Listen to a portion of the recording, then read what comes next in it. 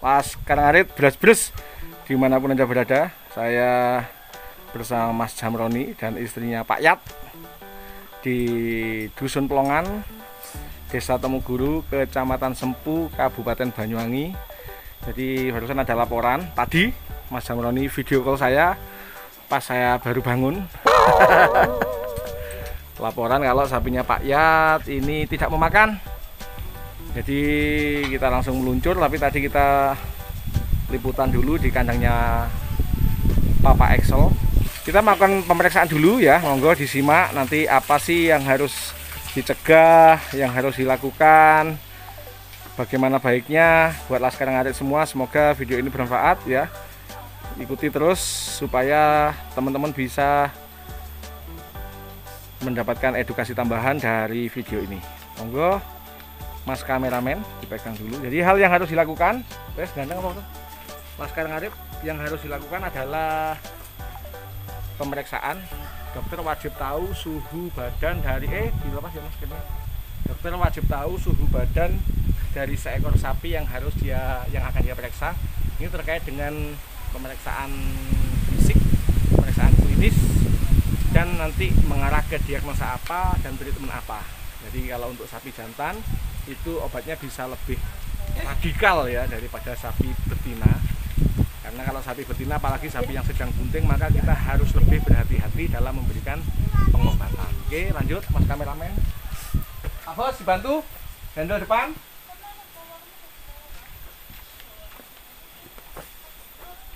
Salah satu gejala sapi sakit yang harus dideteksi sejak awal adalah telinganya keple ya, terus kepala cenderung menggantung, loyo, congor atau cermin hidung itu biasanya kering ya, terus mata sayu, kadang ngiler, dan nafasnya terengah-engah. Itu gejala awal dari sapi yang rada sehat. Oke, kita lakukan pemeriksaan dulu pakai termometer yang pendek, kita tidak pakai yang panjang. Mas Jamroni mohon dibantu memegangi depan.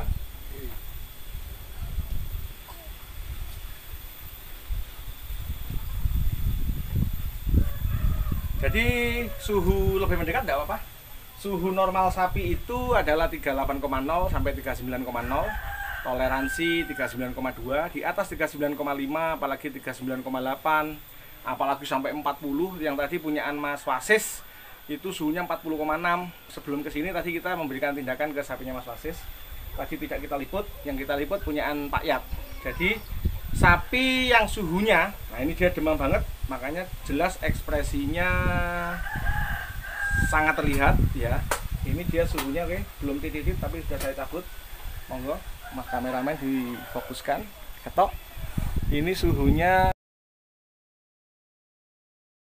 kelihatan nggak? 41,3. Jadi jelas sapinya Pak Yat ini dia demam ya. Oke, jadi terkait sapi demam itu ada banyak kemungkinan. Yang paling mudah disembuhkan adalah BEF atau dikenal dengan istilah demam 3 hari. Nah, kesalahan dari peternak jika menyebut demam 3 hari beranggapan bahwa demam ini bisa sembuh sendiri dalam waktu 3 hari. Patogenesis penyakitnya memang benar. Jika kondisi sapi dia stabil. Karena karakter dari infeksi virus adalah dia auto istilahnya ya, sembuh dengan sendirinya, self limiting. Jadi pokok antibodinya tinggi, maka virus ini akan kalah. Nah, cuman masalahnya untuk membentuk kembali antibodi dari si sapi ini, maka sapi kan nggak boleh sakit. Bagaimana mungkin sapi ini bisa membentuk antibodi kalau dia sakit? Makanya yang harus dilakukan peternak adalah segera lapor kepada tim medis, dokter bisa, mantri bisa untuk dilakukan pemeriksaan dan segera mengobati berdasarkan gejala. Kalau demam dia gejalanya diturunkan, demamnya tidak mau makan, kita kasih vitamin supaya dia mau makan. Dan dia butuh apa? Antisipasi misalkan dia mengarah ke infeksi atau ada infeksi sekunder bakteri, maka kita harus memberikan treatment antibiotik. Saran saya yang diberikan dibuat tetap untuk mengunyah, bisa menggunakan disuap ya, pakai rumput yang lebih lebih mudah, supaya lebih enak dikunyah. Tujuannya apa? Supaya tetap gayemi, terbentuk air liur, dan ini bisa menjaga pH lambung tetap bagus, mencegah terjadinya kembung, dan mengantisipasi supaya tidak terjadi indigesti. Indigesti itu adalah kondisi di mana lambung ini kering, tidak ada cairan yang masuk, tidak ada nutrisi yang masuk, sehingga stagnan dan tidak bergerak. Nah, kalau orang beranggapan demam 3 hari bisa sembuh sendiri, salah kaprah. Salahnya adalah karena bisa muncul berbagai macam penyakit lain. Indigesti bisa muncul, kembung bisa muncul, deprok bisa muncul, ketosis bisa muncul, ya. Bahkan virus-virus lain seperti MCF dan lain-lain dia juga bisa masuk. Makanya jangan pernah meremehkan penyakit demam, sesederhana apapun demam itu Laskar Ngarit. Oke, kita lanjutkan sambil menyiapkan obat. Monggo. Siap, Bu? Semangat. Laskar Ngarit.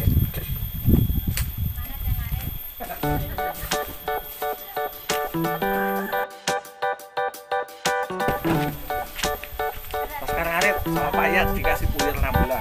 Ora apa-apa.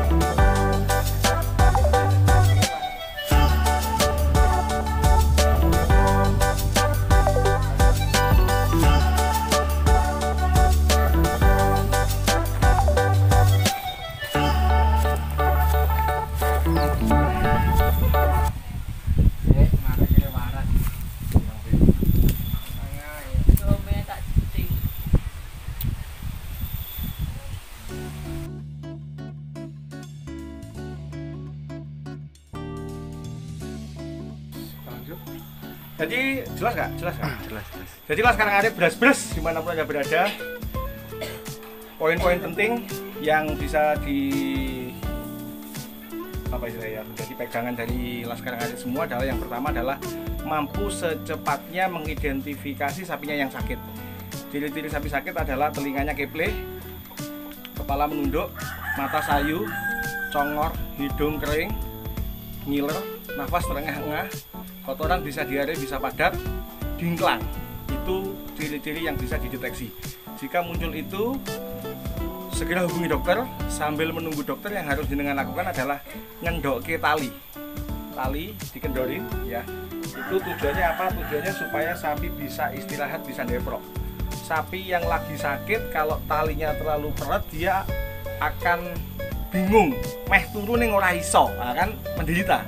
Kita juga gitu, kita sakit kan pengennya tidur ya toh, sambil chattingan sama mantan, mungkin kan indah ya toh. Nah, kalau sapi juga gitu, begitu sakit sambil nunggu dokter, keluhan tali agak dikendorin biar dia bisa segera istirahat.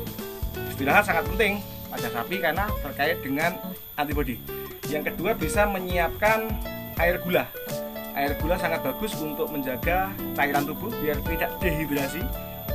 Yang kedua, menjaga tetap kadar glukosa tinggi di dalam darah si sapi, ya. Itu yang ketiga. Tujuan dari pembelian cairan gula ini, boleh dikasih garam juga untuk rasa, atau kita bikin oralit, ya.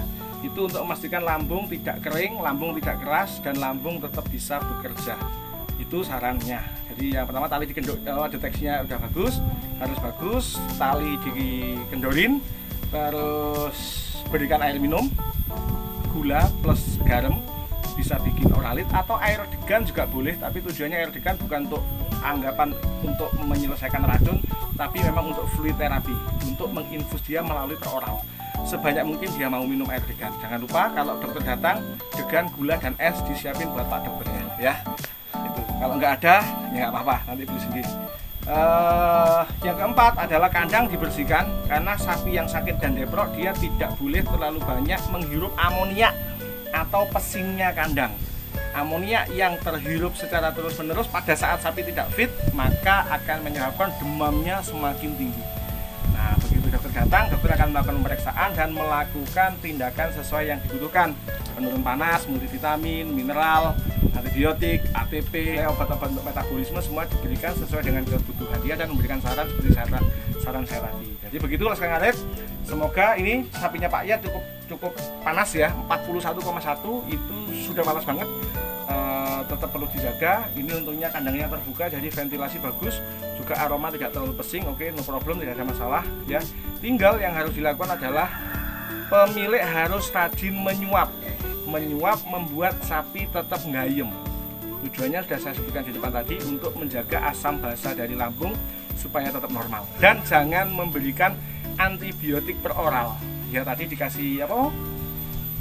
Dikasih pil apa mau?